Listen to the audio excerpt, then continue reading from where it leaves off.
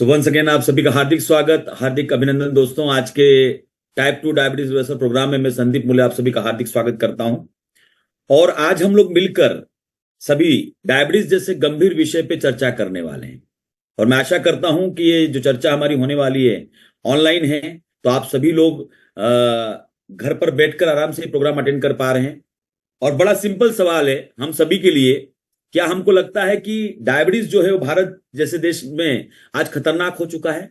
हम सब लोग जानते हैं, इसका जवाब है हाँ। डायबिटीज जो है वो भारत में क्या हो चुका है? खतरनाक हो चुका है ना। वर्तमान समय में यदि हम देखेंगे तो भारत में कहा जाता है कि 8 से 10 करोड़ लोगों को डायबिटीज है। कई आंकड़े कहते हैं 12 करोड़ को डायबिटीज है। कुछ आंकड़े ये कहते हैं कि 12% लोगों को डायबिटीज है। और यदि 12% लोगों को डायबिटीज है तो मतलब ये मान के चलिए कि लगभग 15 से 16 करोड़ लोगों को डायबिटीज है। क्लियर? सो एग्जैक्ट आंकड़ा तो मालूम नहीं है, पर एक अनुमान है कि 12 से 15 करोड़ लोगों को आज भारत में डायबिटीज है। और पूरी दुनिया में लगभग 54 करोड़ लोगों को डायबिटीज है। मतलब पूरी दुनिया का एक मेजर पॉपुलेशन डायबिटीज का जो है वो भारत में रहता है। और इसलिए भारत को आज विश्व में राजधानी कहा जाता है डायबिटीज की दोस्तों। क्लियर? अब जो आंकड़ा मैं आपके सामने रखने जा रहा हूं दोस्तों, इस आंकड़े को देखने के बाद में, है ना, निश्चित तौर पर आज आप ये समझ पाएंगे कि क्यों हमारे लिए आज डायबिटीज एक वेकअप कॉल है। जहां पर 2012 में लगभग पूरी दुनिया में 15 लाख लोगों की मृत्यु का कारण बना डायबिटीज, मतलब हर 20 सेकंड में एक व्यक्ति की मृत्यु हो रही थी डायबिटीज के कारण। वहीं पर यह आंकड़ा 2022 में बढ़कर हो गया 75 लाख, 75 लाख। बाप रे! मतलब हर 4 से 5 सेकंड में एक व्यक्ति की मृत्यु का कारण कौन बन रहा था? डायबिटीज। तो ये जो बढ़ोतरी 10 साल में हुई है, ये अपने आप में हम सबके लिए एक वेकअप कॉल है कि यदि आज अगर हम नहीं जागे तो आने वाला समय हम सबके लिए खतरनाक होने वाला है। तो फिर करना क्या होगा? कोई क्रांति करना होगी, कोई अभियान छेड़ना होगा। और ऐसा ही अभियान है जिसका नाम है mission diabetes free India. Mission diabetes free India की जो मूल उद्देश्य है वो मैं आपके सामने रखने जा रहा हूं। पहला उद्देश्य, डायबिटिक व्यक्ति को आयुर्वेद के माध्यम से एक नया जीवन देना, एक ऐसा जीवन जिसकी कल्पना उसने नहीं करी। दूसरा उद्देश्य, प्री डायबिटिक व्यक्ति को खोजना और खोज कर उसको डायबिटीज के बारे में सही जानकारी देना, जिससे कि वो जीवन में डायबिटिक न हो।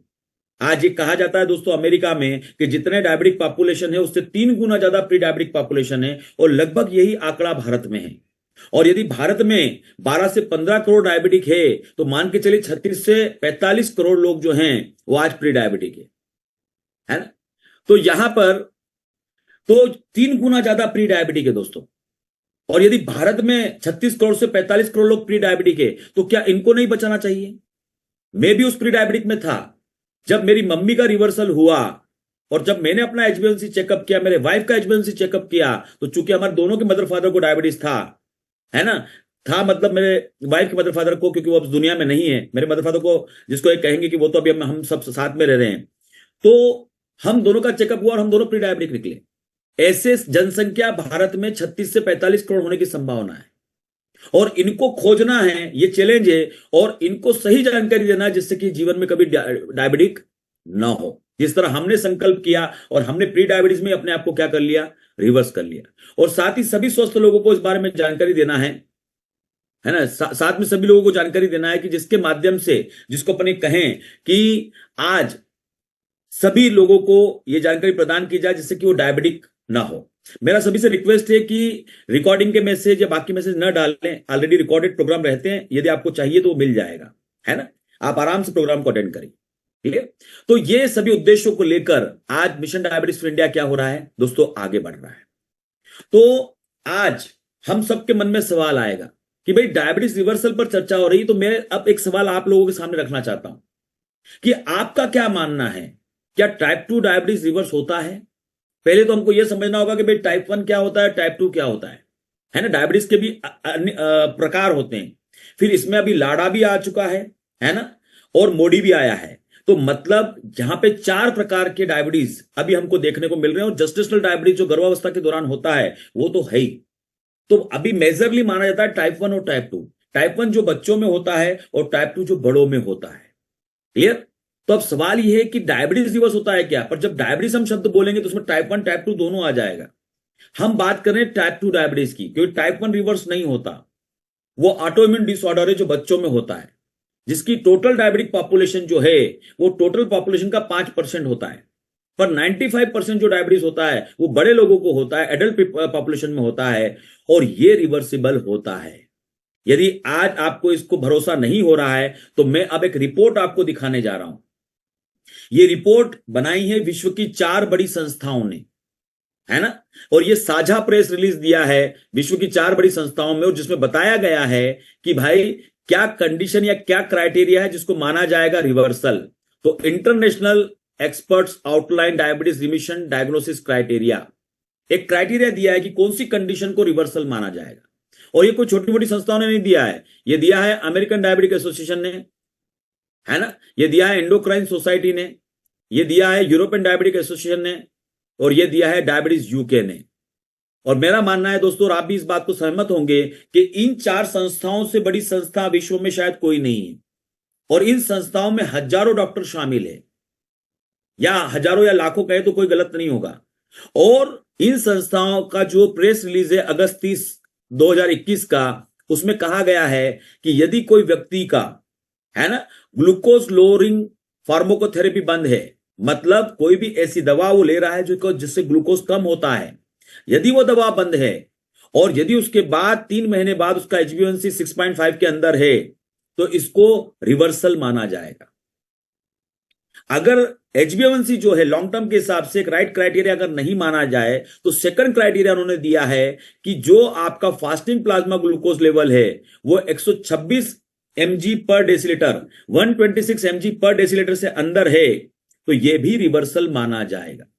अब आज विश्व की ये 4 बड़ी संस्थाओं ने सर्वसम्मति से मिलकर घोषित किया है दोस्तों कि क्या है डायबिटीज रिवर्सल का क्राइटेरिया। तो अब मेरा सवाल आपसे है कि इन 4 संस्थाओं की रिपोर्ट को देखने के बाद क्या लगता है, आपका क्या मानना है कि टाइप 2 डायबिटीज रिवर्स होता है या नहीं होता है? क्योंकि आज हम किसी भी क्षेत्र में या शहर में रहते हैं, हमारे जो डॉक्टर्स हैं वो फॉलो करते हैं इंडियन मेडिकल एसोसिएशन को, और इंडियन मेडिकल एसोसिएशन फॉलो करती है अमेरिकन डायबिटिक एसोसिएशन, और उन्हीं संस्थाओं की ये रिपोर्ट है। तो आपको क्या लगता है ये रिपोर्ट देखने के बाद कि टाइप 2 डायबिटीज रिवर्स होता है, मानना चाहिए कि नहीं मानना चाहिए? मैं जानता हूं आपका जवाब है यस, अब तो मानना चाहिए इस रिपोर्ट को देखने के बाद। यह अलग बात है दोस्तों कि ये रिपोर्ट दी गई 2021 में, जबकि आज पुणे के सुप्रसिद्ध मधुमेह संशोधक माननीय डॉक्टर रवि नांदेकर सर ने यही बात कह दी थी 1999 में। उन्होंने 1999 में यह बात बोल दी थी कि टाइप 2 डायबिटीज रिवर्स होता है, और सन 2000 में ही उन्होंने रिवर्सल का प्रोसेस स्टार्ट कर दिया था। अब इस बात को 2021 में माना गया है विश्व के द्वारा। तो अब हमको तय करना है कि हमारे देश का आयुर्वेद महान है या विश्व का नॉलेज महान है। ये आपके ऊपर मैं छोड़ता हूं। आप इस बात से सहमत होंगे कि जो बात 1999 में कही गई है वो ज्यादा करेक्ट है, जिसको 2021 में माना गया है ना। अब आज इसको प्रमाणित करने के लिए कि वाकई में टाइप 2 डायबिटीज क्या होता है, रिवर्स होता है, मैं कुछ रिपोर्ट्स देश की भर की अलग अलग शहरों की आपको दिखाने जा रहा हूं। जैसे यहां पे पंकज उज्जवले साहब की रिपोर्ट है, विदाउट एलोपैथ HbA1c 12.6 था, विदाउट एलोपैथ 8.1 पर वो लेकर आए डोंगरगढ़ छत्तीसगढ़ से। फिर है यहां पर मिस्टर विनोद पाल, वे भी विदाउट एलोपैथ गाजीपुर उत्तर प्रदेश की रिपोर्ट है जो आपकी स्क्रीन पर दिख रही है। 10.8 से 6.3, 6.5 के नीचे, मतलब अगर ग्लूकोज लोअरिंग ड्रग नहीं है तो रिवर्सल पर है पूरा कंप्लीट। फिर यहां पर आपके सामने रिपोर्ट है इशरत जहां साहब की, सिवान बिहार से, ये रिपोर्ट आपकी स्क्रीन पर दिख रही है। फिर यहां पर भुसावल महाराष्ट्र की रिपोर्ट है ना, नरेंद्र जी की, आपको यहां पर स्क्रीन पर दिख रही है। फिर यहां पर नवी मुंबई महाराष्ट्र अमरजीत कौर जी की रिपोर्ट आपको यहां पर स्क्रीन पर दिख रही है। फिर यहां पर अनघा कुलकर्णी जी पुणे से हैं, इनकी रिपोर्ट आपको स्क्रीन पर दिख रही है। फिर यहां पर जिसको ये कहेंगे ग्वालियर की रिपोर्ट जो है ना, सिकरवार साहब की, वो आपको यहां पर दिख रही है। फिर यहां पर दीपिका जी उज्जैन मध्य प्रदेश, उनकी रिपोर्ट आपको स्क्रीन पर यहां पर दिख रही है। फिर उर्मिला देवी अचनेरा उत्तर प्रदेश, उनकी रिपोर्ट आपको यहां पर दिख रही है। कहने का मतलब दोस्तों ये है, सरोज देवी अचनेरा से, है ना, प्रजापति साहब विदाउट एलोपैथ सिद्धि मध्य प्रदेश से, बेल्ला देवी अचनेरा उत्तर प्रदेश से, थाने से फिर शशिकांत जी का रिपोर्ट है, मोहन जी का रिपोर्ट मुंबई से है, फिर मीराबाई जी का रिपोर्ट अनूपपुर मध्य प्रदेश से है। ऐसे अनेक लोग हैं देश भर के जो आज माननीय डॉक्टर रवि नांदेकर सर के 30 सूत्री कार्यक्रम उचित आहार, उचित विहार, उचित उपचार का उपयोग कर रहे हैं, और अलग अलग शहरों के लोग आज अपने डायबिटीज को रिवर्सल पर लेकर जा रहे हैं। तो जहां पर अमेरिकन डायबिटिक एसोसिएशन की रिपोर्ट ये प्रमाणित कर रही है कि हां टाइप 2 डायबिटीज रिवर्सल होता है, वहीं पर ये डायबिटिक पेशेंट की रिपोर्ट जो आपकी स्क्रीन पर चल रही है, ये भी प्रमाणित कर रही है कि टाइप 2 डायबिटीज रिवर्सल होता है। तो जब आज की कंडीशन में पर ये देखेंगे कि भाई रिपोर्ट्स भी कह रही है और रिपोर्ट भी कह रही है, तो क्या अब हमको ये मानना चाहिए कि टाइप 2 डायबिटीज रिवर्स होता है? तो आंसर है यस, है ना। अब जब बात आती है भाई रिवर्सल की, है ना, तो माननीय डॉक्टर नांदेकर सर ये कहते हैं कि रिवर्सल उतना ही आसान है टाइप 2 डायबिटीज का, जैसे आप कार लेकर कहीं जा रहे हैं और कार लेकर गूगल मैप लगा रखा है आपने और गलती से एक ऐसे रास्ते पे फंस गए जहां पे आगे रोड ब्लॉक है, तो अब आप क्या करेंगे? आप जीवन भर वहीं पे थोड़ी बैठे रहेंगे। आप तुरंत कार में क्या करेंगे? रिवर्स गियर लगाएंगे और रिवर्स गियर लगाकर, है ना, रिवर्स गियर लगाकर, सॉरी, रिवर्स गियर लगाकर आपको क्या करेंगे?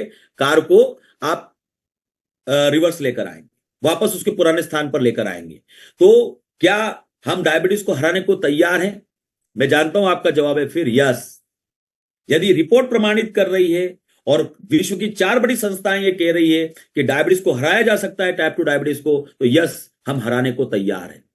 अब सवाल यह है दोस्तों कि हराना क्यों है? वाई? वाई बड़ा इंपॉर्टेंट है। क्यों, क्या करना है, कैसे करना, वो तो एक प्रोसेस का हिस्सा है। वो पूरा हमारे स्वास्थ्य प्रचारक के माध्यम से आपको बताया जाएगा, पूरा हमारा डॉक्टर टीम के माध्यम से आपको बताया जाएगा, पूरी डॉक्टर टीम का फॉलोअप भी आपके साथ में रहेगा। हमारे स्वास्थ्य प्रचारक की टीम डे टू डे में, वीक टू वीक में, मंथ टू मंथ में और क्वार्टरली आपको पूरा मॉनिटरिंग करने वाली, आपका सपोर्ट करने वाली। पर आपको निर्णय लेना है कि मुझे डायबिटीज रिवर्स क्यों करना है। तो डायबिटीज रिवर्स करने के लिए जिसको अपन कहेंगे कि आज जो सबसे महत्वपूर्ण चीज है, वाई क्लियर होना बहुत जरूरी है। तो डायबिटीज इसलिए रिवर्स करना है दोस्तों क्योंकि ये शरीर का खतरनाक दुश्मन है ना। ऐसा खतरनाक दुश्मन जिसके बारे में आपने सुना होगा कि ये दीमक की तरह पूरे शरीर को खा जाता है। तो क्यों खा जाता है वो थोड़ा हम समझने का प्रयास करेंगे। देखिए, हमारा जो शरीर है, मानव शरीर, वो ट्रिलियंस ऑफ सेल से मिलकर बना है और इन सेल के ये कहेंगे ग्लूकोज के दृष्टिकोण से हमारे शरीर के सेल 2 टीमों में बटे हुए हैं, है ना। कितने टीमों में बटे हुए हैं? 2 टीमों में बटे हुए हैं। एक टीम हमारे शरीर में ऐसी है जिसमें ग्लूकोज डायरेक्ट प्रवेश करता है। उस टीम के जो सेल्स हैं उनका नाम यहां पर स्क्रीन पर आपको दिख रहा है और वो है इंटिमा के सेल, नर्व सेल, रेटिना के सेल, किडनी के सेल। इन सेल में ग्लूकोज डायरेक्ट प्रवेश करता है। जब हम भोजन करते हैं, पाचन होता है भोजन का और ग्लूकोज ब्लड में आता है, तो जो भी ग्लूकोज का लेवल होगा 150, 200, 300, 400, वो इन सेल में डायरेक्ट प्रवेश करेगा। और टीम नंबर 2 जो है वो उसमें जो बाकी सारे मसल सेल, बाकी सारे जो सेल्स आते हैं, इन सेल्स में ग्लूकोज को जाने के लिए इंसुलिन की परमिशन लगती। तो क्यों खतरनाक है डायबिटीज हमारे शरीर के लिए? वाई? इसको रिवर्स क्यों करना है? क्योंकि जब डायबिटीज होता है तो हमारे शरीर के ये जो 4 सेल है, इंटिमा के सेल, नर्व सेल, रेटिना के सेल, किडनी के सेल, ये पूरे डैमेज हो जाते हैं अधिक ग्लूकोज रहने के कारण।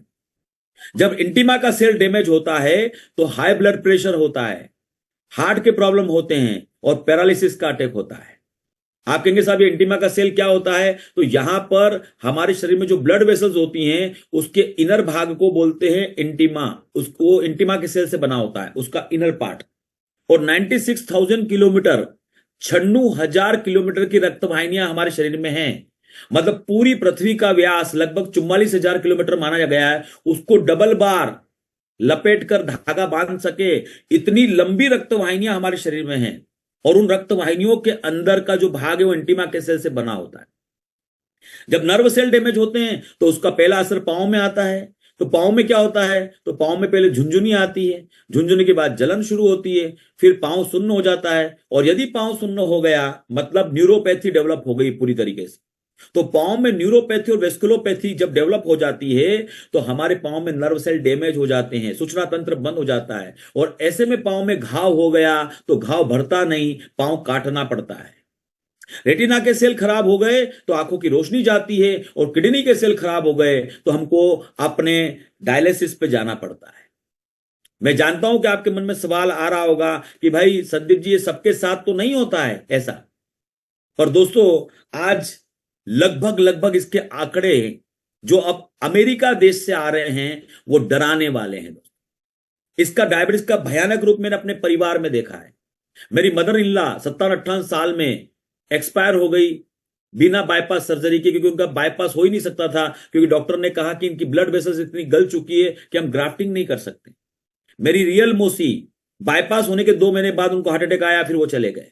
मेरे फादर का बाईपास डबल बार करना पड़ा, है ना। मेरे मामा का बाईपास करना पड़ा, आंखों की प्रॉब्लम हुई, ऑपरेशन हुए, पांव की प्रॉब्लम हुई, पूरे परिवार में, क्योंकि नानी को डायबिटीज था, मामा मौसी सबको डायबिटीज रहा है कुल मिला के।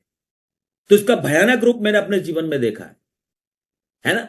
अब बात यह आ रही कि यदि आपको अभी भी यह साधारण लग रहा है, तो मैं एक ऐसे डाटा दिखाने जा रहा हूं जिसको देखने के बाद में मुझे नहीं लगता कि आपको साधारण दिखेगा। यह डाटा है अमेरिका का दोस्तों। कहां का डाटा है? अमेरिका का। क्या कहता है अमेरिका टाइप 2 डायबिटीज के बारे में? अमेरिका कहता है कि अमेरिका में जितने भी टाइप 2 डायबिटीज के पेशेंट हैं, उसमें से 70% लोगों की मृत्यु का कारण हार्ट के प्रॉब्लम है।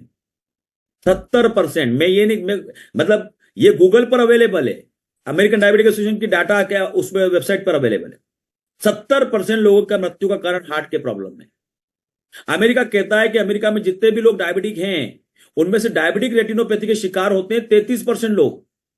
और ये 33% लोग जो डायबिटिक रेटिनोपैथी के शिकार होते हैं, उसमें 80% का विजन लॉस होता है। अमेरिका कहता है कि अमेरिका में जितने भी लोगों को पांव काटना पड़ता है, एम्पुटेशन करना पड़ता है, उसमें 68% जिम्मेदार डायबिटीज है। 68%। अमेरिका कहता है कि अमेरिका में जितना भी किडनी फेलियर के केसेस होते हैं, उसमें 44% जिम्मेदार डायबिटीज है दोस्तों।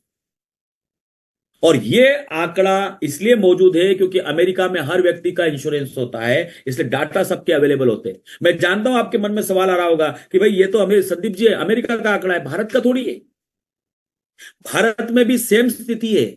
और यदि आपको विश्वास नहीं तो कोई भी कार्डियो सर्जन से आप पूछिए कि भाई सप्ताह में कितना ऑपरेशन करते हैं, उसमें से कितने प्रतिशत डायबिटिक पेशेंट होते हैं, तो जवाब मिलेगा कि साहब 60% से ज्यादा।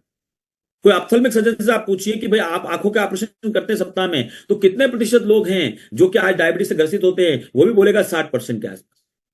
तो ये जो आंकड़ा है, ये साफ कह रहा है, जोर जोर से चिल्ला चिल्ला के कह रहा है कि डायबिटीज शरीर का दुश्मन है।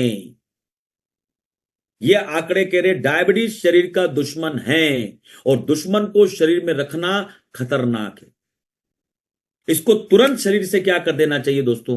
बाहर कर देना चाहिए, है ना। यदि इसको हम शरीर में रखेंगे तो जिस तरीके से आंकड़े आपके सामने हैं, ये शरीर को पूरी तरीके से क्या कर देगा? खराब कर देगा। और यदि हमने इसको शरीर से बाहर निकाल दिया, है ना, यदि हमने इसको, 2 ऑप्शन है मेरे पास, शरीर के इसके साथ रहना या इसके विदाउट रहना। तो मैं जाऊंगा, मैं जानता हूं कि आप सब लोग कहेंगे नो, हमको इसके साथ नहीं रहना है। यदि आपने शरीर से इसको निकाल दिया तो उसकी जो फायदे हैं वो एक से एक फायदे हैं। पहला फायदा क्वालिटी लाइफ, ऐसा जीवन जो जीने में मजा आ जाएगा। दूसरा फायदा मॉडर्न मेडिसिन के होने वाले साइड इफेक्ट से छुटकारा। जो हम मेटफॉर्मिन लेते हैं, ग्लिबिप्राइड लेते हैं, बोगलीबोस लेते हैं, विटाग्लिप्टिन गोलियां लेते हैं, इन गोलियों के खतरनाक साइड इफेक्ट हैं। और खुशी का विषय यह है, अब यहां पे खुशी तो नहीं बोलना चाहिए, पर खुशी इसलिए क्योंकि इंफॉर्मेशन मौजूद है।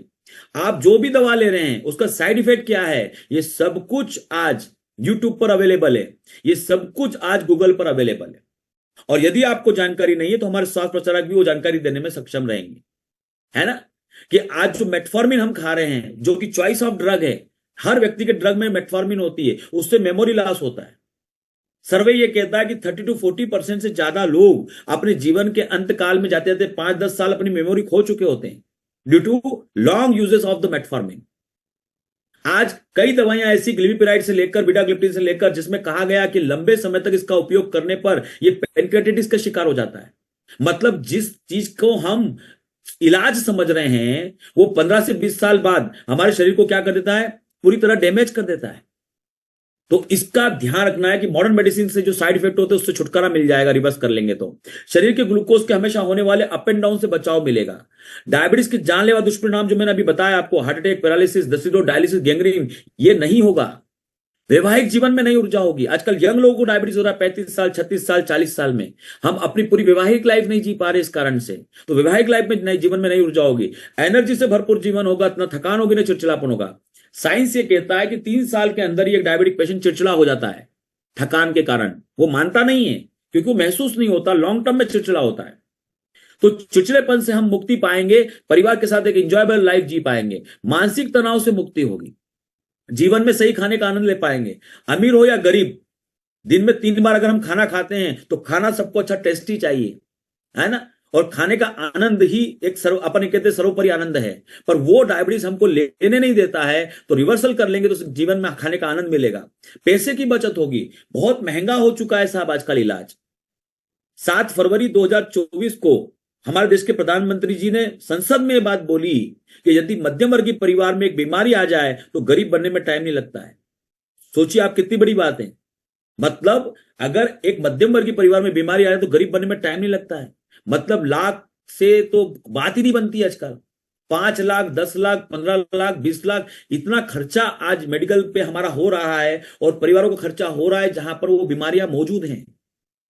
तो पैसे की बहुत बचत होगी, यहां पर आयु में वृद्धि होगी, साथ में नया आत्मविश्वास होगा और जीने की नई उमंग होगी। ये सारे फायदे हमको रिवर्सल से मिलने वाले हैं। और अब मैं बताने जा रहा हूं सबसे बड़ा फायदा, एक पीढ़ी रिवर्स होगी तो अगली पीढ़ी सुरक्षित हो जाएगी। जब मेरी मम्मी ने निर्णय लिया रिवर्सल होने का, तो अब मेरी पीढ़ी सुरक्षित है और मेरे बच्चे सुरक्षित है। यही निर्णय मेरी नानी ने लिया होता तो शायद मेरी मम्मी को वो जीवन नहीं जीना पड़ता जो उन्होंने जिया, या मेरे मामाओं को जीवन नहीं जीना पड़ता जो उन्होंने जिया। तो ये वंशानुगत टाइप 2 डायबिटीज जो होता है, टाइप 1 नहीं होता ऐसा, टाइप 2 में होता है। टाइप 2 में वंशानुगत ये ट्रांसफर होता है। तो यदि एक पीढ़ी रिवर्स होगी तो दूसरी पीढ़ी ऑटोमेटिक सुरक्षित हो जाएगी। पर क्या ये रिवर्सल कोई जादू है? क्या ये प्रोडक्ट लेने से होगा अकेला? नहीं दोस्तों, इसके लिए आपको भी जिम्मेदार बनना पड़ेगा और जिम्मेदारी लेना पड़ेगी रिवर्सल के लिए। हमको आयुर्वेदिक लाइफस्टाइल, उचित आहार, उचित विहार, उचित उपचार, इन सब का समावेश करके अपने आप को रिवर्सल तक लेकर जाना पड़ेगा। और उसमें पूरी मदद आपकी करेंगे हमारे स्वास्थ्य प्रचारक और हमारी डॉक्टर टीम, ये पूरी आपकी हेल्प करने वाले। तो मेरा सवाल आपके लिए कि क्या आप वो जिम्मेदारी लेने को तैयार है? मैं जानता हूं आपका आंसर है यस, आई एम रेडी। तो यदि आप रेडी हैं तो हम उस मंत्र को समझेंगे, उचित आहार, उचित विहार और उचित उपचार। ये 3 मंत्र दिए माननीय डॉक्टर रवि नांदेकर सर ने। इनका उपयोग कर कर इसमें पूरा ये जो पेपर है, यही पेपर जो आपके फ्रंट पे दिख रहा है, बस इसमें दिए हुए नियमों का पालन करना है। आहार के 5 नियम, विहार के 6 नियम और उचित उपचार के 3 नियम, इनका पालन करना है। और ये नियमों का अगर आप पालन करते हैं, है ना, तो आप रिवर्सल पर जाने वाले हैं 100%। तो अब रिवर्सल कैसे करना है और उसका क्या क्या नियम रहेंगे, उसके पहले हम थोड़ा डॉक्टर नांदेकर साहब के बारे में जान लेते हैं दोस्तों।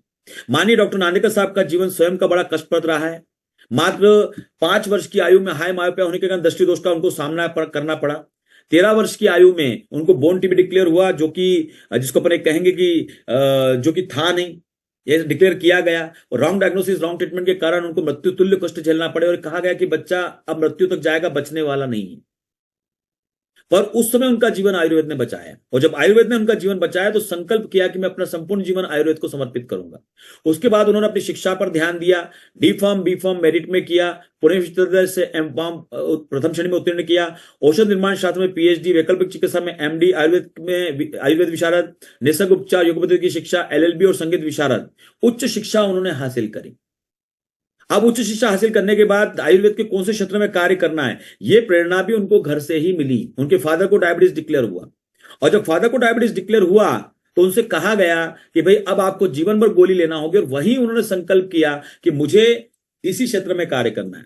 1993 से लेकर 98 तक उन्होंने रिसर्च कार्य किया। 98 में पहली बार अपने रिसर्च प्रोडक्ट को बनाया। 1500 पेशेंट को देखकर सन 2000 में ज्यूरिख स्विट्जरलैंड में एक वर्ल्ड कॉन्फ्रेंस हुई थी, उसमें शिरकत करी और 600 रिसर्च साइंटिस्ट के सामने अपने रिसर्च पेपर को पढ़ा। काफी प्रशंसा उनको वहां पर मिली, और वहां से आने के बाद अपने देश में कार्य को आगे बढ़ाया। सन 2003 में माननीय डॉक्टर नांदेकर सर की रिसर्च की चर्चा संसद दिल्ली में भी हो चुकी है दोस्तों, है ना। आज उन्होंने अपने जीवन काल में हजारों लोगों को नव जीवन प्रदान किया, और इसके लिए समय समय पर सरकार ने और समाज ने उनको सम्मानित किया। 2008 में राष्ट्रीय पुरस्कार से, 2010 में राज्य पुरस्कार, 2013 में शंकराचार्य अवार्ड, 2016 में पुनः राज्य पुरस्कार, 2020 में डॉक्टर सीवी रमन पुरस्कार, ऐसे अनेकों पुरस्कार से उनको सम्मानित किया गया। डॉक्टर नांदेकर साहब जान चुके थे कि लोगों अगर टाइप 2 डायबिटीज को हराना है तो हमको लोगों को एजुकेट करना होगा, और लोगों को एजुकेट करने के लिए उन्होंने अन्वेष आरोग्य प्रतिष्ठान की स्थापना करी, एक एनजीओ की, और पूरे देश भर में निःशुल्क उन्होंने प्री डायबिटीज चेकअप कैंप लगाना शुरू करे अपनी संस्था के माध्यम से। अपनी टीम के माध्यम से। आज देश भर के सारे ऑफिसेस में, गवर्नमेंट हो, प्राइवेट हो, सोसाइटीज हो, वहां पर जाके हम प्री डायबिटीज चेकअप कैंप करते हैं और वहां पर उनको अवेयरनेस देते हैं कि what is exactly pre diabetes और इससे आप कैसे बच सकते हैं। वहीं पर बाल मजूर दत्तक योजना के माध्यम से टाइप 1 के बच्चों का इलाज आज इस संस्था के माध्यम से फ्री में किया जाता है। डॉक्टरी सेवा और उनका जो भी उपचार का जो भी प्रोडक्ट लगता है वो इस संस्था के माध्यम से फ्री में दिया जाता है दोस्तों। तो आज अनिल शौर्य प्रतिष्ठान के माध्यम से पूरे देश भर में आज जिसको एक कहेंगे कि जन जागरण का कार्य दोस्तों किया जा रहा है। तो आइए अब हम समझने का प्रयास करते हैं कि रिवर्सल का वो मंत्र कैसे काम करता है हमारे जीवन में और वो क्या है ना। उसको समझने के लिए सबसे पहले हम क्या करेंगे, थोड़ा सा डायबिटीज को समझेंगे, है ना भाई। क्या रिवर्स करना है, कहां गड़बड़ हुई है, अगर हम ये समझ गए तो रिवर्सल थोड़ा आसान हो जाएगा। तो संक्षिप्त में, ज्यादा लंबा नहीं, संक्षिप्त में 2 से 5 मिनट में हम समझेंगे कि एग्जैक्टली टाइप 2 डायबिटीज क्या है ना। अब देखिए, सबसे पहले समझना है कि टाइप 2 डायबिटीज कोई बीमारी नहीं है, ये एक डिसऑर्डर है। सबसे पहले तो दिमाग से निकाल दीजिए, बीमारी नहीं है, ये एक डिसऑर्डर है। क्लियर। और अगर ये डिसऑर्डर है तो उसको समझने के लिए हमको पहले ऑर्डर समझना पड़ेगा, है ना। अगर हम ऑर्डर समझ गए तो डिसऑर्डर समझ में आ जाएगा। जैसे आज हमारा घर होता है, हमारे घर में बड़ा व्यवस्थित तरीके से हम सारी चीजें जमा के रखते हैं, टेबल, कुर्सी, सोफा सेट, ये सब वो एक ऑर्डर में रखते हैं। कभी बच्चे खेलते हैं तो डिसऑर्डर हो जाता है, मतलब सारी चीजें इधर उधर बिखर जाती है। तो वो जमेगी कब, जिसको मालूम होगा कि कौन सी चीज कहां रखना है। तो पहले ऑर्डर मालूम होना चाहिए, तभी तो डिसऑर्डर जो हुआ वो समझ में आएगा। तो पहले हम ऑर्डर को समझते हैं कि भाई शरीर कार्य कैसे करता है और शरीर में ऊर्जा कैसे बनती है। तो देखिए, सबसे पहले सिंपल से समझना है कि मानव शरीर जो है वो ट्रिलियंस ऑफ सेल से मिलकर बना है। ये सेल जब एक निश्चित कार्य के लिए एकत्रित होते हैं तो बनता है टिश्यू, टिश्यू एकत्रित होते हैं तो बनता है ऑर्गन, ऑर्गन एकत्रित होते हैं तो बनता है सिस्टम, और सिस्टम एकत्रित होता है तो बनता है मानव शरीर, मतलब ऑर्गेनिज्म। ये जो मानव बॉडी है, हमारा शरीर है, ये जो मशीन है, ये कैसे बनी है? सेल से टिश्यू, टिश्यू से ऑर्गन, ऑर्गन से सिस्टम और सिस्टम से मानव शरीर। अब हम कहते हैं भैया भूख लगी है, हमको ऊर्जा चाहिए। हमको ऊर्जा नहीं चाहिए, हमारे सेल को ऊर्जा चाहिए। तो अब हमारे सेल को ऊर्जा कहां से मिलती है? तो हम सब लोग जानते हैं कि हमारे सेल को जो ऊर्जा मिलती है वो मिलती है ग्लूकोज से। अब ग्लूकोज हमारे शरीर में कहां से आता है? भोजन से। जब हम भोजन करते हैं तो भोजन का पाचन होता है, पाचन होकर वो पाचन होने के बाद में ग्लूकोज बनता है। ग्लूकोज कहां आता है? हमारे ब्लड में। और ब्लड से कहां जाता है? ब्लड से जाता है प्रत्येक कोशिका तक। अभी मैंने थोड़ी देर पहले आपको बताया था कि ग्लूकोज के दृष्टिकोण से, ध्यान से सुनिएगा, ग्लूकोज के दृष्टिकोण से हमारे शरीर के जो सेल है ये 2 टीमों में बटे हैं, है ना। एक टीम ऐसी है जिसमें ग्लूकोज डायरेक्ट प्रवेश करता है। तो डायरेक्ट प्रवेश करता है तो क्या क्या नुकसान करता है वो मैंने आपको बता दिया। और एक टीम ऐसी है जिसमें ग्लूकोज को प्रवेश करने के लिए एक हार्मोन की अनुमति लगती है और उस हार्मोन का नाम है इंसुलिन। क्या नाम है? इंसुलिन। अब ये इंसुलिन जो है, मान लीजिए एक चाबी है और ये सेल जो होता है उस सेल के ऊपर ऐसे लॉक लगे, मान लीजिए, जिसका नाम है इंसुलिन रिसेप्टर। ये जो मैं रेड रेड रोड राउंड लगा रहा हूं, ये ऐसे इंसुलिन रिसेप्टर इस सेल के ऊपर होते हैं। और ये जो इंसुलिन रिसेप्टर होते हैं इसमें इंसुलिन चाबी की तरह लगता है। और जब इंसुलिन चाबी की तरह यहां पे लगता है तो ये लॉक खुल जाता है और ग्लूकोज सेल के अंदर प्रवेश करता है। मतलब जब हम भोजन करते हैं, भोजन का पाचन होता है, पाचन होने के बाद ग्लूकोज बनता है, ग्लूकोज ब्लड में आता है। इसकी सूचना बीटा सेल को मिलती है ना। बीटा सेल कहां होता है? पैनक्रियाज में। और ये इंसुलिन बनाता है, तो इंसुलिन बना के कहां डाल देता है? ब्लड में। और ग्लूकोज भी कहां आता है? ब्लड में। और ये दोनों कहां जाते हैं? सेल तक। और सेल में जाकर इंसुलिन जो होता है वो चाबी की तरह ताले में लगता है। ग्लूकोज अपना इंसुलिन रिसेप्टर का जो ताला है खुल जाता है और ग्लूकोज सेल में प्रवेश करता है। और ग्लूकोज जाकर बर्न होता है इस माइटोकॉन्ड्रिया में, ये जो सेल का पावर हाउस है। और फाइनल एनर्जी बनती है जिसका नाम है एटीपी, एडिनोसिन ट्राइफॉस्फेट। ये फाइनल एनर्जी बनती है दोस्तों। क्लियर? तो अब यहां पर हमको यह समझ में आया कि सेल में ऊर्जा कैसे बनती है, ग्लूकोज का बर्निंग कहां होता है, ग्लूकोज को सेल के अंदर लेकर कौन जाता है, यह समझ में आ गया। तो अब 1 मिनट में समझ में आ जाएगा टाइप 2 डायबिटीज कैसे होता है। अब देखिए हम समझते हैं टाइप 2 डायबिटीज कैसे होता है। देखिए टाइप 2 डायबिटीज होने के लिए हमने अभी तक क्या सीखा, ये ग्लूकोज है, ग्लूकोज को लेकर इंसुलिन जाता है। कहां से जाता है? ये इंसुलिन रिसेप्टर है, ये इंसुलिन है। जब ये चाबी की तरह यहां लग जाता है तो जो ग्लूकोज का दरवाजा बंद था वो खुल जाता है और ग्लूकोज सेल के अंदर जाता है। अब टाइप 2 डायबिटीज क्यों होता है? तो टाइप 2 डायबिटीज होता है इंसुलिन रिसेप्टर के खराब होने के कारण। अब किसी कारण से ये सेल के ऊपर का इंसुलिन रिसेप्टर मतलब जो ताला है ये खराब हो गया, है ना। तो अब ये खराब क्यों हुआ, इसके कारण अभी बताएंगे अपन। तो ये खराब हो गया तो जो इंसुलिन नामक चाबी है वो इस ताले को नहीं खोल पा रही, और जब इस ताले को नहीं खोल पा रही है तो ग्लूकोज सेल के अंदर नहीं जा रहा है, और ग्लूकोज सेल के अंदर नहीं जा रहा है तो पहले थकान आती है, ग्लूकोज ब्लड में रहने के कारण ग्लूकोज की मात्रा बढ़ जाती है।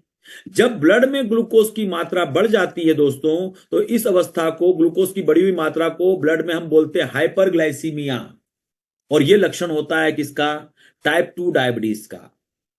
तो टाइप 2 डायबिटीज का पहला कारण इंसुलिन की कमी नहीं है, ध्यान रखना। सब लोग कॉमनली क्या बोलते हैं? इंसुलिन नहीं बन रहा है इसलिए डायबिटीज हुआ। ना ना ना ना ना ना, वो बच्चों में होता है, वहां पे सीधे इंसुलिन बनना बंद हो जाता है।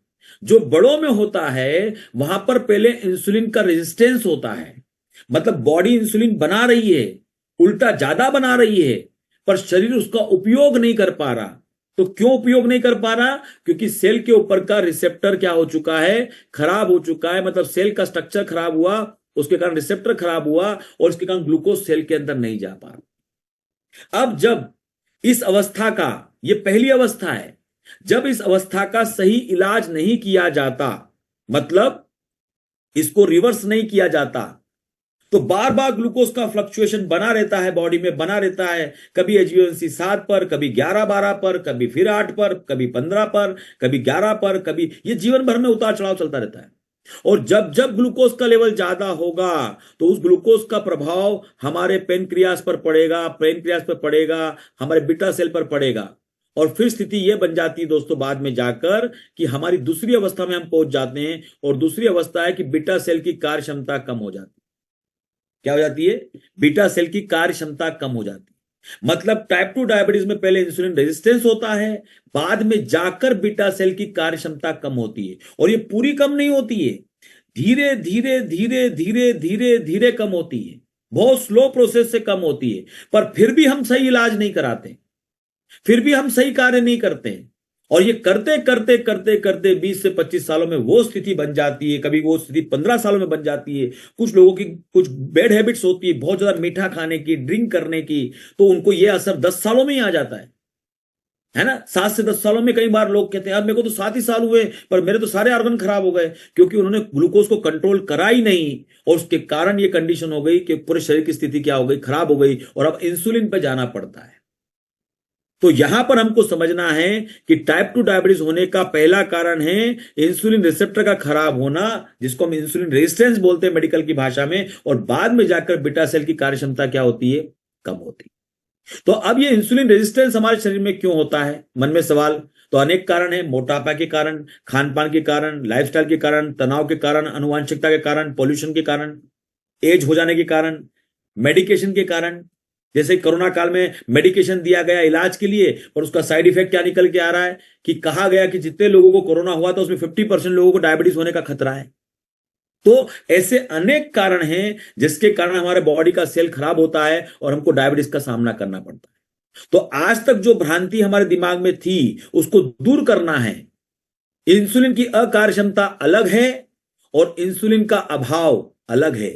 इंसुलिन की अकार्यक्षमता जो कि पैदा होती है रहन सहन, खान पान, तनाव, अनुवांशिकता, पॉल्यूशन, उम्र, मोटापा, इनके कारण, है ना, इसके कारण वो पैदा होती है। और आज की कंडीशन में इसके कारण होता है टाइप 2 डायबिटीज। और इंसुलिन का अभाव जहां पे होता है टाइप 1 डायबिटीज, पेनक्रियाटिटिस होता है तो वहां पर होता है कैल्सिफिकेशन इन पेनक्रियाज, एक्सीडेंटल कंडीशंस। ये अलग है और ये अलग है दोस्तों। 95% पेशेंट जो है वो इंसुलिन की अकार्य क्षमता के होते हैं, पर सही इलाज न होने के कारण बाद में वो उसके अभाव में तब्दील हो जाता है। तो मैं आशा करता हूं कि टाइप 2 डायबिटीज को मैंने सरलता से आपके सामने रखा, और टाइप 2 डायबिटीज क्यों होता है, कैसे होता है, ये आपको क्लियर हुआ। तो अब रिवर्सल भी आसान है। माननीय डॉक्टर नांदेकर साहब ये कहते हैं कि जिन कारणों से हमको डायबिटीज हुआ है टाइप 2, उन कारणों को रिवर्स करने से टाइप 2 डायबिटीज चला जाता है। अभी अभी हम समझ गए किन कारणों से हुआ। रहन सहन, खान पान, उम्र, मोटापा, आनुवंशिकता, पोल्यूशन, स्ट्रेस, मेडिकेशन रॉन्ग, बस उन्हीं को रिवर्स करना है। मतलब जो डैमेज शरीर को हुआ है उसको रिपेयर करना है। तो अब यहां पर रिपेयरिंग करने का क्या नियम है? देखिए, पहले तो जो गलत काम कर रहे हैं उसको रोकना है। तो गलत काम क्या कर रहे हैं? व्यायाम नहीं कर रहे हैं, उचित विहार नहीं है, उचित आहार नहीं ले रहे हैं। तो जो उचित आहार विहार न होने के कारण बीमारियां आ रही हैं, डिसऑर्डर आ रहे हैं, पहले तो वो काम शुरू करना है। और फिर उचित उपचार नहीं ले रहे हैं। तो हम उन सारे विषयों पे अब संक्षिप्त में बातें करते हैं आने वाले 5 मिनट में। देखिए, सबसे पहला तो है उचित व्यायाम। सवेरे उठकर 45 मिनट का ब्रिस्क वॉक और 20 से 30 मिनट का योग प्राणायाम सूर्य की रोशनी में बैठकर। अभी बारिश का सीजन शुरू हो चुका है, सूर्य की रोशनी कम मिलेगी, कोई बात नहीं, पर जब मिलेगी तो सूर्य की रोशनी में बैठकर 30 मिनट का योग प्राणायाम करना है। 45 मिनट का ब्रिस्क वॉक। डायबिटिक पेशेंट को बहुत ज्यादा दौड़ना, बहुत ज्यादा साइकिलिंग करना या बाकी चीजें नहीं करना चाहिए, क्योंकि भारत एक उष्ण प्रदेश है। तो यहां पर फास्ट चलना पर्याप्त है, तेजी से चलना पर्याप्त है। और 20 मिनट 30 मिनट योग प्राणायाम बिल्कुल स्टॉप वॉच लगा के करना चाहिए। अब मुद्दे की बात क्या है दोस्तों? यह काम क्या सिर्फ डायबिटिक पेशेंट को करना है? नहीं, यह काम आपके परिवार के प्रत्येक सदस्य को करना है। यदि आपके घर में बच्चों की उम्र 5 साल, 10 साल, 15 साल है तो उनको अभी से सिखाइए, क्योंकि जब वो 22-25 के हो जाएंगे वो ये काम करने वाले नहीं हैं। आज सही उम्र है, अगर उनकी उम्र 15 साल के अंदर है, इसी समय में उनको योग प्राणायाम सिखा दीजिए। इसी समय में सुबह उठकर उनको मॉर्निंग वॉक की आदत डाल दीजिए, या उनको खेलने की आदत तो रहती है, पर 15 साल के बाद आजकल बच्चे खेलने नहीं जाते हैं, सीधे लैपटॉप और मोबाइल के अंदर पूरे घूम जाते हैं। तो उन सबको आदत डालिए। क्योंकि दोस्तों, मैं आपको बताना चाहता हूं कि जो सर्वे रिपोर्ट्स कह रही हैं 2030 तक, ध्यान से सुनिएगा, 2030 तक भारत का 60 से 70% युवा बीमारियों से ग्रसित होगा। यहां पे युवा का मतलब है 30 साल की उम्र के आसपास का व्यक्ति, यंग पर्सन। और मैं जानता हूं कि आप में से कोई भी माता पिता ये नहीं चाहेंगे कि आपके बच्चे बीमार रहे, किसी डिसऑर्डर से ग्रसित हों।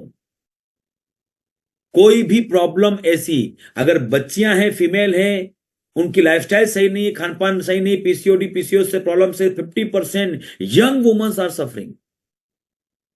तो हमारे घर में योग प्राणायाम और हमारे घर में मॉर्निंग वॉक का माहौल हमको बनाना है, और प्रत्येक सदस्य को इसको एक दूसरे को छूट देना है कि यदि मैं नहीं गया तो मुझे टोकिए, आप नहीं गए तो मैं आपको टोकूंगा। पर परिवार का प्रत्येक सदस्य करेगा, सिर्फ डायबिटिक पेशेंट नहीं करेगा। परिवार का प्रत्येक सदस्य मॉर्निंग वॉक पर जाएगा। जो बच्चे खेलने जा रहे हैं उनकी चिंता नहीं है, 15 साल से नीचे वाले, अगर वो दौड़ रहे हैं, खेल रहे हैं गार्डन में, तो उनका जरूरत नहीं है। पर यदि उन्होंने खेलना बंद कर दिया है तो उनका मॉर्निंग वॉक शुरू होना चाहिए, योग प्राणायाम शुरू होना चाहिए। क्लियर? तो इसकी पूरी क्लास भी हमारी तरफ से दी जाती है। सुबह 6 बजे का सेशन होता है, आप अटेंड कर सकते हैं कि आप अच्छी तरीके से योगा कैसे कर पाएंगे। हमारे स्वास्थ्य प्रचारक के माध्यम से आपको लिंक मिलेगा। अब जब मैं खाने पीने की बात करूंगा दोस्तों, तो बहुत कम नियम डायबिटिक पेशेंट के लिए बताने वाला हूं। बाकी सारे नियम पूरे परिवार पे लागू होते हैं, इस बात को ध्यान रखिए। मतलब डॉक्टर रवि नांदेकर सर ने जो नियम बताए हैं, वो नियम सिर्फ डायबिटिक पेशेंट को नहीं अपनाना है, आपको पूरे परिवार पर अप्लाई करना है। आपके लिए सिर्फ 4 ही नियम है, बाकी जो सारे नियम मैं बताने जा रहा हूं ये पूरे परिवार के लिए है। आइए अब हम आगे बढ़ते हैं और समझने का प्रयास करते हैं खान पान के मामले में। देखिए, खान पान के मामले में मैंने जो 4 नियम बताए वो क्या है? शक्कर, गुड़ और शहद से बने पदार्थ डायबिटिक व्यक्ति को नहीं खाना है जब तक रिवर्सल पूरा ना हो जाए। सुपाच्य पदार्थों का सेवन ना करें या कम से कम करें। चिकन मटन का सेवन ना करें, मछली का सेवन कर सकते हैं सप्ताह में 1 बार यदि आप नॉन वेजिटेरियन है तो। और मीठे फलों का सेवन ना करें यदि आप डायबिटिक हैं तो। ये 4 ही नियम हैं जो कि डायबिटिक पेशेंट पे लागू होते हैं। बाकी सारे नियम पूरे परिवार के लिए हैं। जैसे कि बेकरी प्रोडक्ट का सेवन ना करें। बेकरी प्रोडक्ट का मतलब है यहां पर मैदे का सेवन। कोई भी पदार्थ में मैदा है या मैदे का भाग है उसको मत खाइए, उसको अवॉइड करिए। हाँ, कभी कभार चिट बना सकते हो, 15 दिन में एक आध बार, एक महीने में एक आध बार, पर कोशिश करिए कि उसको बंद ही कर दीजिए अपने जीवन से। क्योंकि मैदा जो होता है हमारी आंतों को पूरा नुकसान पहुंचाता है, पूरे डाइजेस्टिव सिस्टम को खराब करता है। और आजकल तो घर घर में मैदे के आइटम, मैगी से लेकर बच्चों को क्या क्या क्या क्या क्या क्या आदत पड़ी हुई है, तो बंद करना है।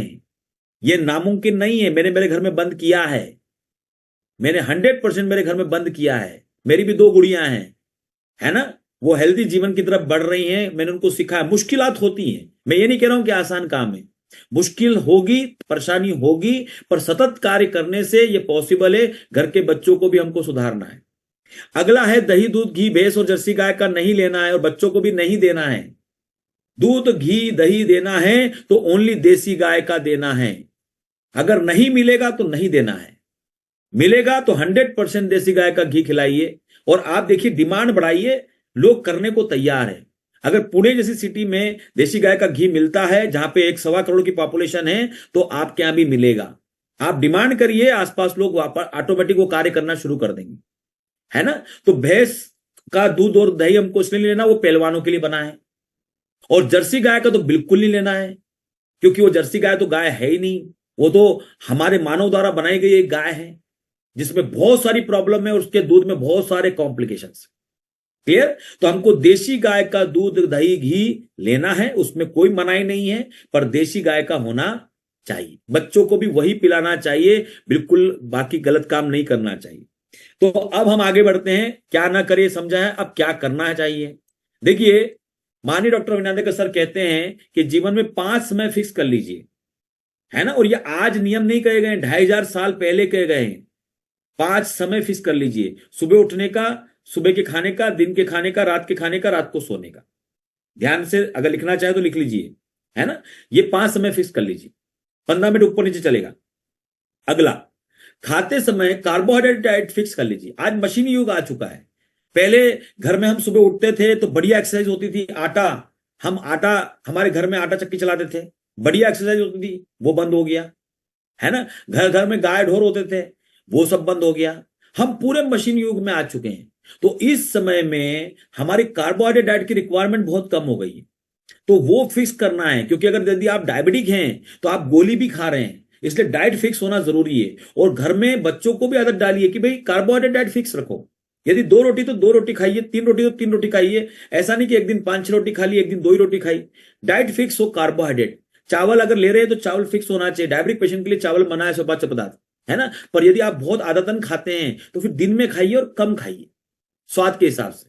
और डायबिटिक व्यक्ति के लिए बहुत अच्छा है, जैसे चावल ज्यादा नहीं खाना है तो एक जब बाइट लेते हैं उसको लंबे समय तक मुंह में रखिए। स्वाद है बस, बाकी कुछ नहीं। सारा खेल काय का है, स्वाद का। इस बात को अपने को समझना है। क्लियर। अब यहां से हम आगे बढ़ते हैं। जब आप भोजन करते हैं, है ना, तो माननीय डॉक्टर नांदेकर साहब कहते हैं कि भोजन को नमन करके ग्रहण करना चाहिए। पहले भोजन से संवाद करिए। ये भोजन, जल, वायु और भोजन के बगैर जीवन संभव है क्या? नहीं। तो भोजन क्या है? भोजन इस शरीर की ऊर्जा है, भोजन इस शरीर की औषधि है। किचन में क्या है? किचन को आप किचन मत बोलिए, औषधि केंद्र बोलिए। क्या बोलना है? औषधि केंद्र है वो, उसमें अच्छी अच्छी औषधियों का इस्तेमाल करना है हमको। भोजन आपका अच्छा होना चाहिए, स्वस्थ होना चाहिए, इस शरीर के लिए लाभकारी होना चाहिए। तो पहले तो भोजन को ग्रहण करते समय नमन करना है, नंबर 1। फिर जिसने भोजन बनाया है उसको धन्यवाद देना है। क्योंकि जब आप रोज भोजन बनाने वाले को धन्यवाद देंगे तो उनके पवित्र भाव उसके साथ जुड़ जाएंगे। क्योंकि उनके द्वारा किए गए कार्य का आपने वहां पर, जिसको कहेगी धन्यवाद करके, मूल्य चुकाया है।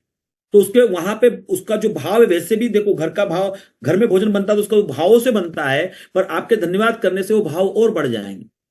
फिर कहते हैं आयुर्वेद में कि भोजन को स्मेल करिए, उसकी खुशबू लीजिए। फिर भोजन को मुंह में लेने के बाद उसका बढ़िया तरीके से स्वाद लीजिए। हम फटाफट फटाफट फटाफट खाना खाते हैं, है ना। उस भोजन का पर्याप्त स्वाद लेना चाहिए हमको। पूरा भोजन को, मतलब 32 बार भोजन को चबा कर लेना चाहिए। आराम से भोजन करना चाहिए, 20 से 30 मिनट भोजन के लिए लगाना चाहिए। क्लियर। तो हमने ये बातों को समझा। भोजन करते समय में ध्यान रखना है कि भोजन में 30 से 40% शुरुआत में डायबिटिक पेशेंट के लिए स्पेशली, और बाकी बच्चों को अभी से आदत डालिए, रॉ फूड होना चाहिए, कच्चा फूड। तो सुबह के समय फल और दिन के और शाम के समय में सलाद। सलाद को टेस्टी बनाने के लिए जीरा पाउडर, काली मिर्ची का पाउडर, नींबू और सेंधा नमक का उपयोग अगर करना चाहें तो कर सकते हैं। व्हाइट नमक का उपयोग बिल्कुल नहीं करना है ना। यदि आप भोजन कर रहे हैं तो भोजन के समय में पानी के नियमों का पालन करना है। हजारों साल पहले लिखा है कि पानी जो है वो नहीं पीना है भोजन के घंटा भर पहले और बाद में। अब आप कहेंगे हमको तो बहुत सारा पानी की आदत पड़ी हुई है, तो फिर पानी की प्रकृति को बदल दो। मतलब सुबह के समय रसाहार के रूप में लो उसको, जूस के रूप में आप भोजन को यानी पानी को ले सकते हो, है ना। दिन के समय छाछ के रूप में आप पानी को ले सकते हो, छाछ बना लो आप। तो अगर आपके गले को लिक्विड लगता है तो आप उसको छाछ में परिवर्तित कर लो। फिर भोजन में शाम के समय में उसमें नींबू का उपयोग कर सकते हैं, किसी भी चीज का उपयोग कर सकते हैं, या बाद में दूध भी ले सकते हैं आप। दूध का समय रात का होता है हमेशा, है ना। छाछ का समय दिन का होता है। और रसाहार लेने का मतलब जो फलों का रस और बाकी चीजें रसाहार लेने का समय वो सुबह का होता है। तो खाते समय में सिर्फ आधा ग्लास पानी लेकर बैठना है ना। सिर्फ आप खाना खाने बैठ रहे हैं उसके पहले थोड़ा अगर कंठ गीला करना वो करा, बीच में अगर आपको लगता है कहीं तो आप थोड़ा सा पानी पिए, और लास्ट में सिर्फ मुंह को साफ करना है, इतना। यदि पानी 1 ग्लास पीने की रोज आदत है तो पानी के स्वरूप को चेंज कर लीजिए, उसकी प्रकृति को बदल डालिए और प्रकृति को बदलकर पानी को ग्रहण करें। इस तरीके से हमको कार्य करना चाहिए। अब ध्यान दीजिए कि जब हम भोजन कर रहे हैं तो एक भोजन से दूसरे भोजन में 4 घंटे का अंतर होना चाहिए। कभी कभी नहीं रहता चलेगा, पर 4 घंटे का अंतर होना चाहिए। अगला, रात के भोजन से सुबह के भोजन में लगभग 14 से 16 घंटे का अंतर होना चाहिए। इसलिए रात का भोजन मैक्सिमम 7:30 बजे हो जाना चाहिए, मैक्सिमम 7:30 बजे, जिससे कि आप अगले दिन सुबह 9:30 बजे अगर ब्रेकफास्ट करेंगे तो कम से कम 14 घंटे का अंतर, और यदि आप 11 बजे तक जाते हैं तो लगभग 16 घंटे का अंतर आपका बन जाएगा। तो इसलिए ध्यान रखिए कि आपका रात का भोजन 7:30 बजे होना चाहिए। नहीं साहब मैं तो व्यापारी हूं, दुकान से 9 बजे आता हूं, बिल्कुल ऐसी गलती ना करें। 9 बजे आइए, परिवार के साथ बैठिए, हंसी गप्पे लगाइए, उसमें कोई ऐतराज नहीं है। पर शाम को 7 बजे दुकान पर टिफिन मंगा लीजिए, आप भी शाम को 7 बजे खाइए, और घर वालों को भी बोलिए कि वो शाम को 7 बजे खाना खा लें। 7:30 8 बजे किचन बंद कर दीजिए, कंप्लीट किचन 8 बजे क्लोज हो जाना चाहिए। क्योंकि जब हम खाना खाते हैं उसके बाद पचना चाहिए और उसके बाद सोने पे जाना चाहिए। लोग 9 बजे दुकान से आते हैं, 9:30 बजे खाना खाते हैं और 10 बजे सोने चले जाते हैं। ऐसा खाना जहर है, अधपचा खाना जहर है। वो खाना पचेगा ही नहीं, और पचने के पहले ही आप सो गए, वो और खतरनाक है। और इसके कारण ही हमको सारी व्याधियों का, ये शरीर बहुत मजबूत है, सालों तक लड़ता है, फिर जाके बीमार होता है। और हम जल्दी सुधारेंगे इसको तो जल्दी सुधर जाता है। क्लियर। तो ऐसे नियमों का पालन आपको करना है जो मैंने यहां पर आपको बताया है। घर में सबको आदत डालिए कि भाई समय समय पर सप्ताह में एक आध उपवास करना शुरू करिए। जो नॉन वेजिटेरियन हैं उनको लगातार उपवास करते रहना चाहिए, और जो वेजिटेरियन लोग हैं उनको ज्यादा उपवास करने की जरूरत नहीं है। अगर वो शाम से लेकर सुबह का भी उपवास करते हैं 12 से 14 घंटे का तो उनके लिए पर्याप्त है। सप्ताह में एक उपवास भी करते हैं तो शरीर की अच्छी सफाई उनकी हो जाती है, जिसको हम ऑटोफैजी बोलते हैं दोस्तों। तो इस तरीके से आप संपूर्ण शरीर की सफाई कर सकते हैं। बाकी और भी कोई चीजें हैं तो हमारे जो स्वास्थ्य प्रचारक है डॉक्टर टीम है आपको समय समय पे फॉलोअप करती रहती है, और पूरा उचित खान पान और उचित आहार के बारे में, विहार के बारे में आपको बताती रहती है। अब उचित आहार और विहार का उपयोग करने से क्या डायबिटीज रिवर्स हो जाती है? आंसर है बिल्कुल नहीं। देखिए, जो काम आहार करता है वो विहार नहीं करता, जो काम विहार करता है वो आहार नहीं करता, और जो काम आहार विहार करते हैं वो उपचार नहीं करता, और जो काम उपचार करता है वो आहार विहार नहीं करता। तो कई लोग एक बार गलती कर बैठते, कई बार ये सोचते अरे इतने नियम में पालन करूंगा तो मैं तो वैसे ठीक हो जाऊंगा। तो फिर हो जाना चाहिए, फिर क्यों नहीं हो रहे हैं? नहीं, मेरे से वो होता नहीं। देखिए, यहां पे आहार विहार और उपचार ये तीनों नियम एक साथ चलेंगे, और ये मैं फिर कह रहा हूं हमको हमारे लिए बिल्कुल नहीं करना है, हमको हमारे आने वाली पीढ़ी के लिए करना है। क्योंकि अगर हमारी पीढ़ी में 40 के बाद बीमारियां आई या 45 के बाद बीमारियां आई तो अगली पीढ़ी में 30 के बाद बीमारी आने वाली, 25 के बाद बीमारी आने वाली। तो यह पीढ़ी अगर नहीं करेगी तो अगली पीढ़ी को ज्यादा नुकसान उठाना पड़ेगा। इसलिए आज की पीढ़ी को ही यह काम करना बेहद जरूरी है। अपने आप को नियमों के साथ में आयुर्वेदिक लाइफस्टाइल के साथ आगे बढ़ना चाहिए। तो उचित आहार विहार के बाद में जरूरत है उचित उपचार की। और उचित उपचार मतलब क्या करना है हमको? उचित उपचार का मतलब है मेरे शरीर के जो सेल्स हैं उसका रिसेप्टर खराब हो गया, उसको रिपेयर करना है। मेरे बीटा सेल को क्या करना है? रिपेयर करना है। और यदि काम आपको ये करना है तो सही उपचार का मतलब है दोस्तों आज आयुर्वेद। क्या है? आयुर्वेद, एलोपैथ नहीं। इसका मतलब एलोपैथ गलत है क्या? नहीं, एलोपैथ भी सही है। यदि इमरजेंसी कंडीशन है, ग्लूकोज 300 400 500 जा रहा है तो मुझे एलोपैथ खाना पड़ेगा। पर मुझे शरीर को रिपेयर करना है और रिपेयर करने के लिए एलोपैथ काम नहीं आएगा, उसके लिए आयुर्वेद काम आएगा। मैं कई बार देखता हूं कि कुछ हमारे जो साथी होते हैं वो ऐसा सोच लेते हैं कि भाई मुझे एलोपैथ खाना ही नहीं है, भले मेरा ग्लूकोज 600 हो जाए, मैंने कसम खा रखी। ऐसा मत करिए। देखिए, इसका एक बैलेंस बनाना है ना। एलोपैथ तो बंद करना ही है, पर यदि आवश्यक है तो कभी कभी एलोपैथ भी लेना पड़ेगा। पर रिवर्सल अगर करना है, शरीर को पूरा स्वस्थ करना है, डायबिटीज से बाहर आना है, टाइप 2 डायबिटीज से, तो आपको आयुर्वेद अपनाना पड़ेगा। और मैं जानता हूं कि आयुर्वेद का नाम सुनते ही सब कहते हैं अरे ये तो मैंने सब खा लिया, मैंने लौकी का जूस पी लिया, गिलोय का पानी पी लिया, ये खा लिया, वो खा लिया, केरले का जूस पी लिया, मेथी दाने का पाउडर, जामुन की गुठली का पाउडर, 7 गमलों में गेहूं उगाकर उसका जौ का पानी, सब कर लिया, कुछ फायदा नहीं हुआ। बिल्कुल सही कहना आपका। देखिए, सारे फार्मूले आयुर्वेद में हजारों साल पहले लिखे हुए हैं, पर अब समय परिस्थिति काल बदल चुका है, पॉल्यूशन बदल चुका है, तनाव का लेवल बदल चुका है, जीवन शैली बदल चुकी है। इसलिए अब जो घर के फार्मूले थे, जो हमारा रसोई था, औषधि केंद्र, रसोई मतलब औषधि केंद्र, जो औषधि केंद्र में हम दवाइयां बनाते थे कि थोड़ा सा कुछ खराब हो गया, डायबिटीज हो गया, कुछ भी हो गया तो अपन ने घर में औषधि बना के पी ली। अब वो औषधियां काम नहीं कर रही है क्योंकि उसका डोज कम पड़ जाता है। वर्तमान समय में जिसको ये कहेंगे कि उसका अब ज्यादा डोज चाहिए, उसकी ज्यादा मात्रा चाहिए, और ज्यादा मात्रा अगर कम पोटेंसी में लेना है तो उसको औषधि के रूप में ही लेना होगा। तो आज माननीय डॉक्टर नांदेकर सर ने जब डायबिटीज के बारे में समझा, डायबिटीज पर रिसर्च कार्य किया, तो उन्होंने 100 से ज्यादा जड़ी बूटियों पर काम किया, है ना। हमेशा कहते दोस्तों कि आयुर्वेद और एलोपैथ ये रेल की 2 पटरी की तरह चलते साथ में पर मिलते नहीं।